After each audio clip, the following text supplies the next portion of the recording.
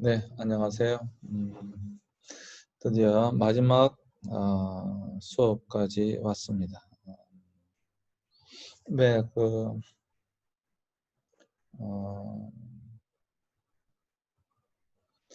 어, 1교시는요, 마지막 강의를 하겠고요.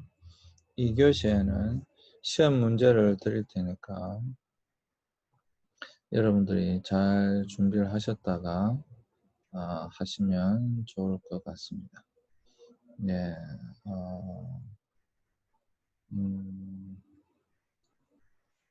수업을 끝까지 잘 들으신 분들은 잘 할 수 있을 건데요. 혹시 그래도 걱정되는데 좀 친구들에게도 이야기 좀 해줄 수 있으면 좋겠어요. 자, 그러면 종교개혁 마지막 부분 가도록 하겠습니다.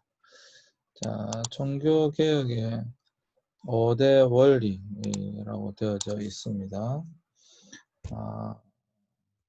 이거는 너무도 중요하기 때문에 꼭 알아두셔야 될 필요가 있는데요. 종교개혁의 5대 원리. 첫 번째는 오직 성경입니다. 중세 가톨릭 교회는 구원을 가르치는 그 권위가 전성으로 봤습니다. 성경과 거룩한 전성. 그리고 교황이 베드로의 후계자로서 성경을 해석하는 최종 권위를 가지고 있다라고 그들은 주장했습니다. 근데 종교개혁자들은 믿음과 실천의 유일하고 궁극적인 권위는 교황이 아니고 성경이라고 보았습니다. 이 말은 성경 외에 다른 책이 필요 없다거나 성직자가 필요 없다는 뜻이 아니라 오직 최종 권위를 하나님의 말씀에 두어야 한다는 뜻입니다. 자, 여기 보시면 결국에는 최종 권위, 이것을 어디에 둘 것인가? 교황에 둘 것인가? 아니면 성경에 둘 것인가? 이에 대한 논란인 겁니다. 모든 결정의 최종 권위가 교황에게 있느냐, 성경에게 있느냐, 성경에 있느냐. 이 논란입니다. 이 논란. 네. 물론 로마 가톨릭 교회가 성경을 무시하지 않습니다. 여기 있잖아요. 성경과 전성. 전성 혹은 전통입니다. 그러나 우리 개신교는 모든 권위는 교황이 아니라 성경에 있다 라고 주장합니다. 이게 가장 큰 차이예요. 자, 그 다음 두 번째 중세 가톨릭 교회는 라틴어 성경을 사용했지만 종교개혁자들은 성경을 자국 언어로 번역해서 누구나 읽을 수 있도록 했다. 가톨릭 교회는 라틴어로 미사를 진행했고 평신도들은 예배에서 소외되었다. 종교개혁자들은 예배를 제1차 개혁의 대상으로 삼았다. 예배는 이해할 수 있는 언어를 사용했고 미사보다는 말씀 설교를 강조했다. 그래서 이제 이게 오직 말씀이기 때문에 여기 이제 설교가 이제 가장 중요하게 되는 것이죠. 제가 독일에 가봤더니 독일뿐 유럽 대부분 개신교가 마찬가지인데 독일에 갔더니 그러니까 소위 말하는 강대상 설교하는 단상이 저 하늘에 떠 있어요. 이렇게 뺑 돌아서 이렇게 이제 올라가서 높은 곳에서 하나님의 말씀이 내려온다라고 하는 그런 의미죠. 그러니까 이제 미사가 아니라 말씀이 중심이 되는, 그리고 떡과 잔을 숭배하게 만든다고 해서 화채술 자체를 거부했고 또 반복 희생제사 이론도 거부했다라고 하는 것이죠.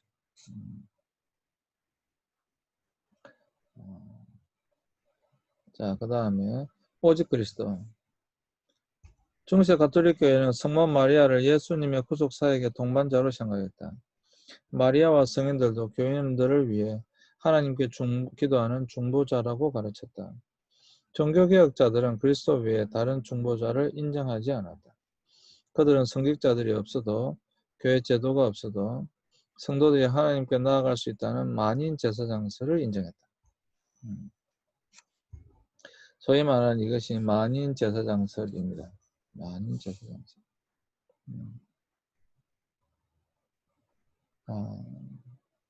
그러니까 로마 가톨릭 교회에서 중보자가 필요하니까 성인 숭배 사상이 나올 수밖에 없고 또 그 신부들을 아주 추종할 수밖에 없는 그런 구조가 되어져 있다라고 하는 것이죠.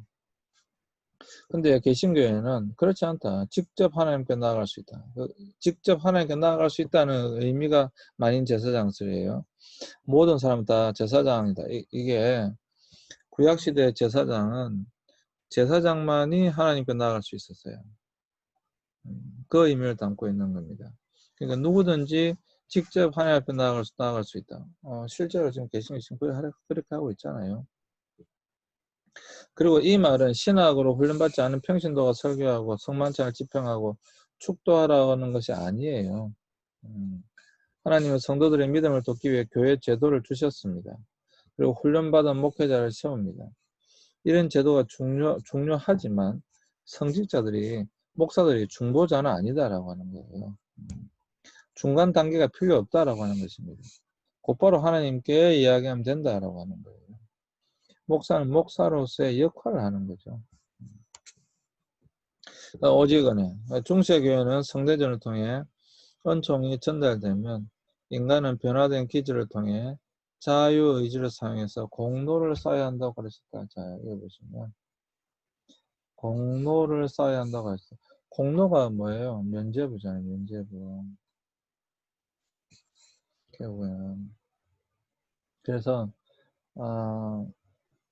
즉 은총과 공로의 협동으로 구원이 이루어진다라고 보았던 것입니다. 그러니까 은총은 있어야 돼요. 그러나 나의 노력도 있어야 한다 이 말입니다. 종교개혁자들은 인간의 의지는 타락해서 죄의 노예,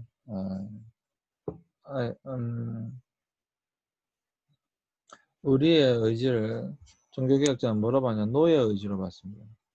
노예 의지. 이미 의지 자체가 노예다. 우리 마음대로 할 수 없다 이 말이에요.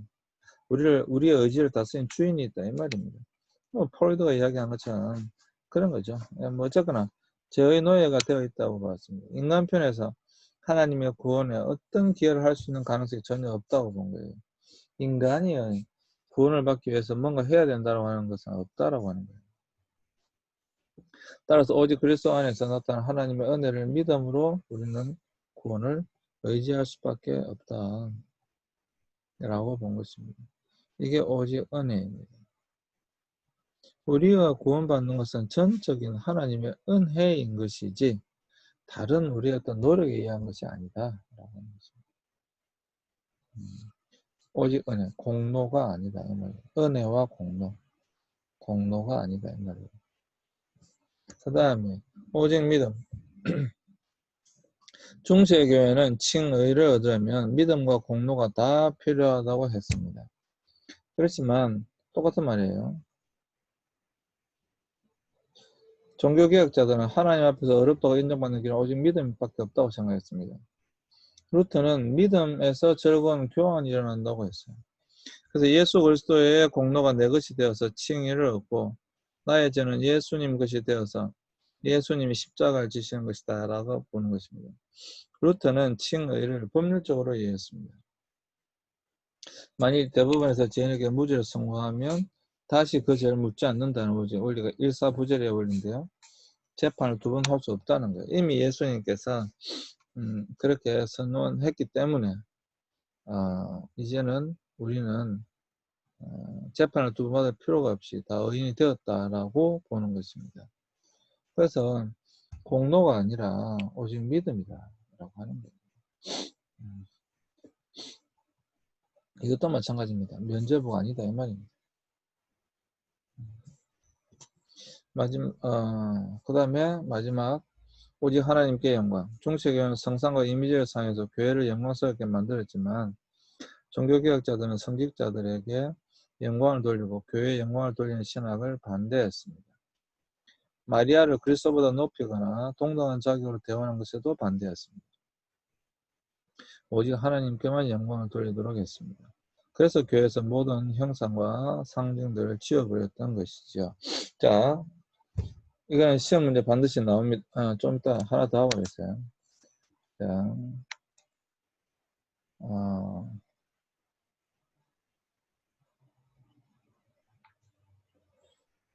종교개혁 7가지 5가지 종류.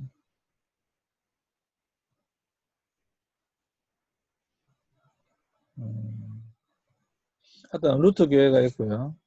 그 다음에 저빙근력 카빙 또는 개혁파가 있고요. 오늘 장로교단이죠. 영국에서는 헨리 8세가 수장료를 발표하고 성공회를 했죠.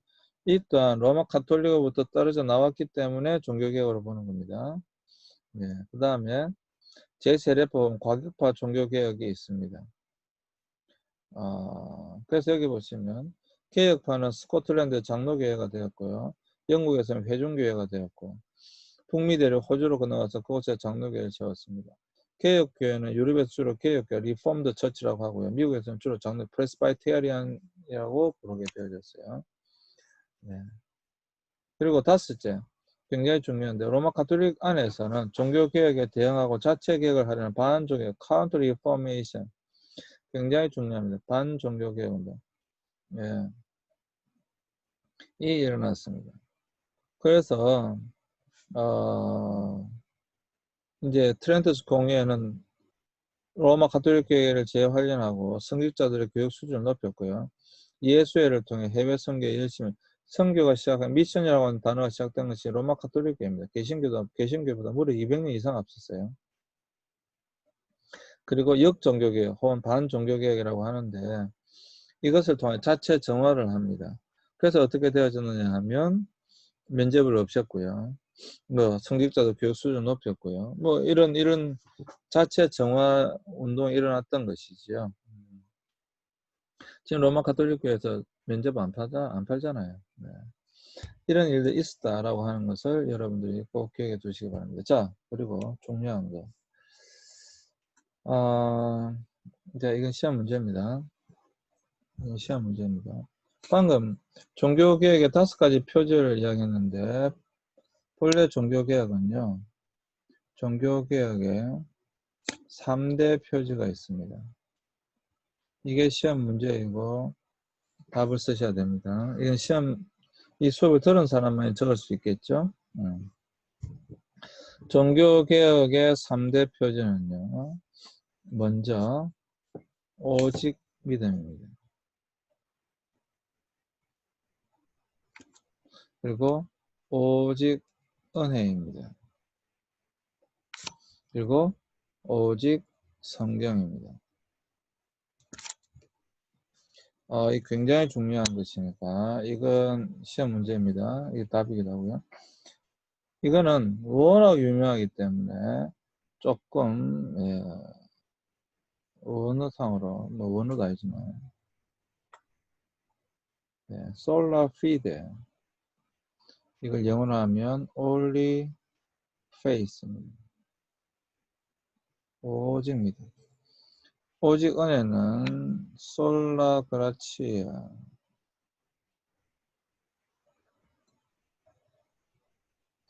only grace입니다.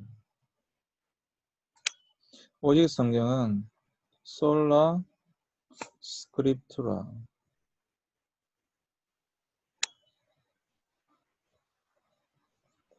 영어로 하면 only scripture입니다. 성경이란 말입니다. 자, 이것이 나오게 된 배경이 무엇인가? 이것이 나오게 된 배경은 무엇에 대하여 나왔는가라고 하는 것입니다. 아까 말씀드린 오직 성경, 모든 권위는 어디로부터 나오는 것이냐? 여기는 교황이에요. 교황. 로마 카톨릭 교회는 모든 권위는 교황으로부터 나온다. 그러나 개신교는 모든 권위는 성경으로부터 나온다. 교황이 그 권위자가 될 수가 없다라고 주장하는 것이죠. 그러나 개신교는 오직 성경만이 모든 것을 구원의 근위가 있다라고 보게 되어진 것입니다. 자, 그대로 여러분 그대로 올라가시면 됩니다. 오직 믿음. 오직 믿음은 뭐겠어요? 믿음으로 구원받는다. 여기는 뭐 행위가 되겠죠. 행위. 행위 혹은 공로. 행위 혹은 공로. 공덕 이런 게 되는 겁니다. 오직 은혜도 마찬가지예요. 우리가 구원을 받는 것은 전적인 하나님의 은혜이지 우리의 행위, 공로, 그러니까 다시 말하면 면죄부 이러한 것이 아니다 이 말이에요.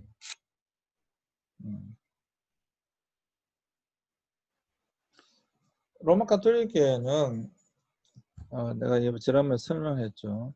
공로, 공덕 사상에 기반하여서 어떤 덕을 쌓아야 된다. 덕을 쌓아야 된다. 하나님 앞에 덕을 쌓아야 된다. 공로가 있어야 된다. 어떤 우리 인간편에서의 공로가 있어야 된다. 그래야 구원받는다. 그래서 여기서 발전해서 나온 것이 면죄부다. 그리고 이 면죄부가 우리에게 구원을 준다라고 하는, 우리의 죄를 면한다라고 하는 그 권위는 바로 교황으로부터 나옵니다. 왜? 교황이 열쇠를 받았으니까. 이거거든요. 네, 이거거든요. 이것에 대하여 그렇지 않다. 우리의 구원의 근거는 오직 믿음이다. 행위가 아니다. 이 말. 행위. 공로. 행위가 아니다. 이 말. 행위. 그래서 면죄부를 사야지만 구원받는 것이 아니라 전적인 것은 하나님의 은혜다. 우리가 뭔가 면죄부를 사야 구원받는 것이 아니라 우리의 구원은 전적으로 하나님의 은혜. 그리고 전적으로 하나님의 은혜에서 구원받는다라고 하는 이것은 모든 권위는 바로 성경으로부터 나옵니다.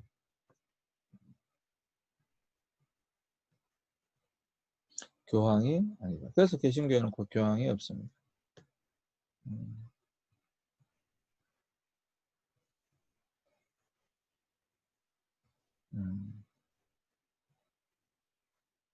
이게 종교개혁입니다. 지금도 여러분 우리 개신교는 오직 믿음으로 구원받는다라고 주장하고요. 구원은 전적인 하나님의 은혜다라고 주장하고요. 이 근거는, 이 구원의 그 근거는 바로 성경에 있다라고 우리는 주장합니다. 물론 오직 예수 그리스도, 오직 하나님의 영광이라고 하는 것도 들어 있습니다만은 우리는 이것을 종교개혁의 3대 표지라고 하고 우리 개신교의 3대 표지가 되겠습니다. 오직 믿음, 오직 은혜, 오직 성경. 이것이 바로 우리 개신교의 3대 표지입니다. 그래서 여러분들이 답을 적을 때 이것을 적으셔야 됩니다. 물론 여기 있는 라틴어하고 영어를 안 적으셔도 돼요. 네. 오직 믿음, 오직 은혜, 오직 성경. 이것이 나오게 된 배경이 바로 여기 있는 공로사상 면죄부 교화에 따라서 나오게 되어졌다. 라고 하는 것까지 적어 주셔야 됩니다. 이것을 우리는 종교개혁의 3대 표지라고 합니다. 그래서 지금도 로마 가톨릭 교회와 우리 개신교의 차이가 여기에 있습니다. 여기에 있습니다. 이것이 바로 종교개혁입니다. 종교개혁입니다. 사랑하는 여러분, 이 이후로 이제 사실 그냥 종교개혁이 끝난 게 아니고요. 수많은 사람들이 죽습니다. 자신의 신앙을 지키기 위해서. 로마 가톨릭은 로마 가톨릭을 지키기 위해서. 개신교는 개신교. 물론 이제 그때 당시에 모든 권력은 다 로마 가톨릭에 있었기 때문에 로마 가톨릭으로부터의 자신의 어떤 생명을 지키기, 신앙을 지키기 위한 프로테스탄트잖아요. 이게 이제 저항한다는 거잖아요. 프로테스탄트. 프로테스트가 저항하다니까. 그러니까 로마 가톨릭에 대항해서 나온 거죠.